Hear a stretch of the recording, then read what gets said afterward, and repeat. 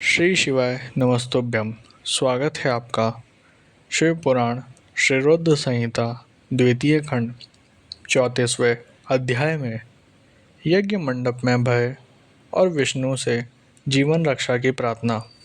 ब्रह्मा जी बोले, हे नारद, जब वीरभद्र और महाकाली की विशाल चतुरंगिणी सेना अत्यंत तीव्र गति से दक्ष के यज्ञ की ओर बढ़ी तो यज्ञोत्सव में अनेक प्रकार के अपशकुन होने लगे।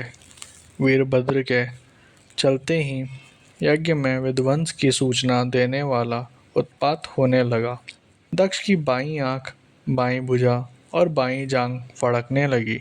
वाम अंगों का फड़कना बहुत अशुभ होता है। उस समय यज्ञशाला में भूकंप आ गया। दक्ष को कम दिखाई देने लगा। भरी दोपहर में उसे आसमान में तारे दिखने लगे। दिशाएं धुंधली हो गई। सूर्य में काले काले धब्बे दिखाई देने लगे। ये धब्बे बहुत डरावने लग रहे थे। बिजली और अग्नि के समान सारे नक्षत्र उन्हें टूट टूट कर गिरते हुए दिखाई देने लगे। वहाँ यज्ञशाला में हजारों गिद्ध दक्ष के सिर पर मंडराने लगे। उस यज्ञ मंडप को गिद्धों ने पूरा ढक दिया था। वहाँ एकत्र गीदड़ बड़ी भयानक और डरावनी आवाज़ें निकाल रहे थे। सभी दिशाएं अंधकारमय हो गई थी। वहाँ अनेक प्रकार के अपशकुन होने लगे। फिर उसी समय वहाँ आकाशवाणी हुई, ओ महामूर्ख दुष्ट दक्ष, तेरे जन्म को धिक्कार है।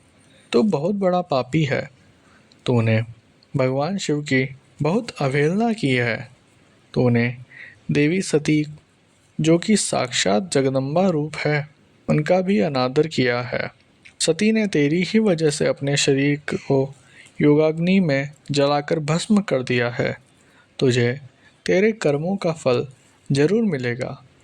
आज तुझे तेरी करनी का फल अवश्य ही मिलेगा। साथ ही यहाँ उपस्थित सभी देवताओं और ऋषि मुनियों को भी अवश्य ही उनकी करनी का फल मिलेगा। भगवान शिव तुम्हें तुम्हारे पापों का फल जरूर देंगे। इस प्रकार कहकर वह आकाशवाणी मौन हो गई।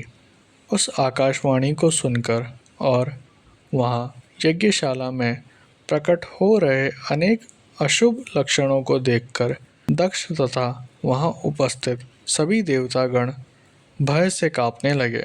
दक्ष को अपने द्वारा किए गए व्यवहार का स्मरण होने लगा। उसे अपने किए पर बहुत पछतावा होने लगा। तब दक्ष सहित सभी देवता श्री हरि विष्णु की शरण में गए। वे डरे हुए थे।